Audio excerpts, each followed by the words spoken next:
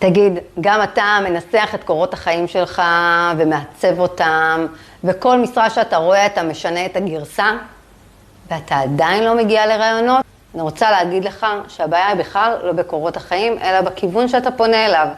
אני אתן לך דוגמה, מנהל שירות שניהל צוות וטיפל בלקוחות וניהל תהליכים.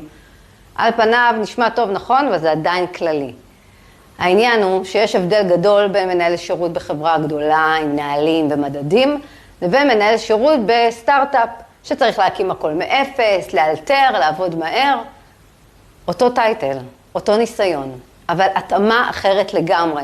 עם אותו מועמד, הוא טיפוס קריירה שבכלל צריך סדר ויציבות ותהליכים, הוא יפרח בארגונים מסודרים, אבל הוא ישחק בארגונים קטנים וכאוטיים. הוא יכול לשפץ את קורות החיים שלו שוב ושוב, אבל אם לא ברור לאיזה סוג תפקיד וארגון הוא באמת מתאים, הוא פשוט לא יגיע לרעיונות.